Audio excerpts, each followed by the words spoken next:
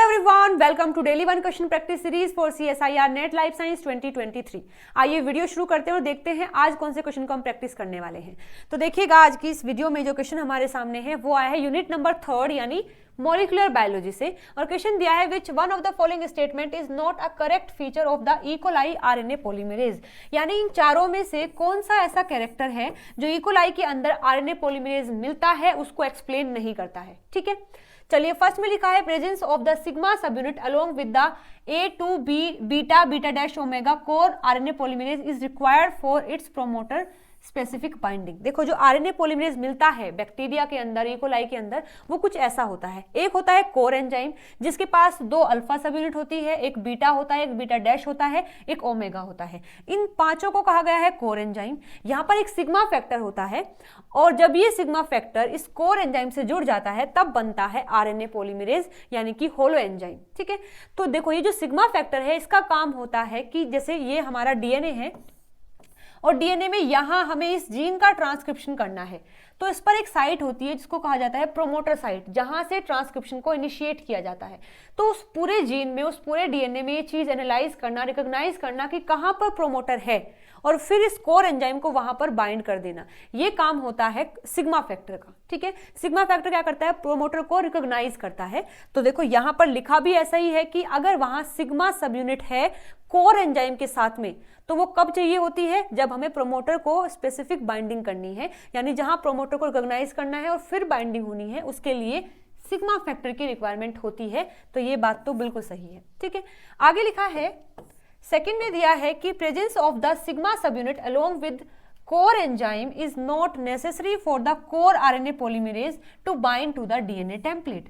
देखो होता क्या है कि जैसे ही जब यहाँ पर ये जो कोर एंजाइम है सिग्मा फैक्टर के साथ में बाइंड कर लेता है, उसके बाद ये सिग्मा फैक्टर वहां से रिलीज कर जाता है। यानी कि इसका काम बस केवल ये है कि प्रोमोटर को रिकॉग्नाइज करना और फिर वहां पर ये जो कोर एंजाइम है जो एक्चुअली में ट्रांसक्रिप्शन करेगा उसको वहां पर बाइंड कर देना। जैसे वो बाइंडिंग हो जाती है उसके बाद सिग्मा फैक्टर का काम खत्म है और ये रिलीज हो जाता है। ठीक है, तो देखो यहाँ पर ये जितने भी सब यूनिट हैं, जो 2 अल्फा सब यूनिट होती है, उनका काम होता है चेन को इनिशिएट करना और इंटरेक्शन करना जो अदर प्रोटीन्स हैं।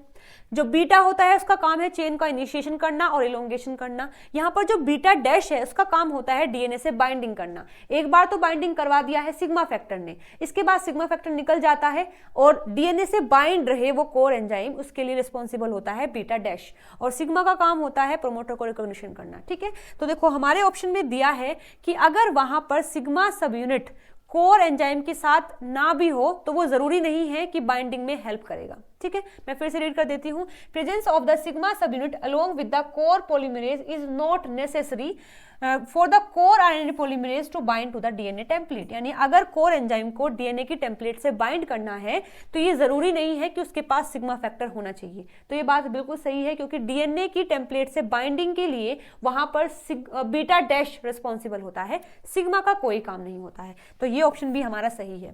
थर्ड में लिखा है mutation in beta subunit in its rifampicin resistance defining region RRDR confer the rifampicin resistance phenotype. चलिए मैं इसके बारे में आपको बता देती हूँ। अब यहां पर हमने देखा है ये जो बीटा सब यूनिट होती है, जैसे देखो ये RNA पॉलीमरेज का बीटा सब यूनिट है, ये बीटा सब यूनिट है। तो इस बीटा सब यूनिट के पास एक साइट होती है जिसको कहा जाता है रिफाम्पसिन डिफाइनिंग RRDR यानी कि रिफाम्पसिन रेजिस्टेंस डिफाइनिंग रीजन। RRDR एक रीजन होता है। ये एक ऐसी साइट है जिस पर एक इनहिबिटर आकर बाइंड कर लेता है जिसका नाम है रिफाम्पसिन। रिफाम्पसिन क्या है, एक इनहिबिटर है जो आकर यहां बाइंड कर लेता है और इसकी बाइंडिंग की वजह से ये काम नहीं कर पाता, और ये काम नहीं कर पाता तो वहां पर ट्रांसक्रिप्शन नहीं होता है।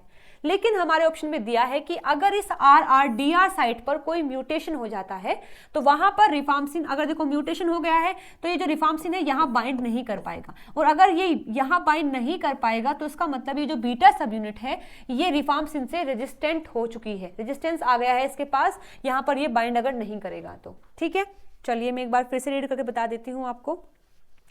अगर हम बीटा सब यूनिट में म्यूटेशन कर देते हैं, कहां पर, जो इसका रिफाम्पसिन रेजिस्टेंस डिफाइनिंग रीजन होता है वहां पर, तो वो क्या कन्फर करता है, रिफाम्पसिन रेजिस्टेंस को वहां फॉर्म कर देता है, यानी बीटा सब यूनिट अब ऐसा हो गया है कि रिफाम्सिन से उसको रेजिस्टेंस मिल गया है, क्योंकि जिस साइट पर ये आकर बाइंड करता था वहां म्यूटेशन हो गया है। तो ये स्टेटमेंट भी बिल्कुल सही है।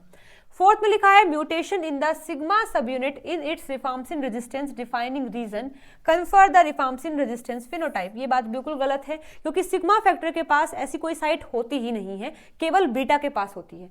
तो ये हमारा गलत हो जाएगा ऑप्शन। हमसे पूछा भी है कि नोट अ करेक्ट, तो हमारा सही आंसर हो जाएगा the fourth option. Okay, I hope आपको ये समझ आया होगा। अगर ये इन्फॉर्मेशन आपके लिए नहीं है तो आप इसको नोट डाउन कर सकते हैं। चलिए मिलते हैं अगली वीडियो में नए टॉपिक के साथ में। Till then bye bye, take care.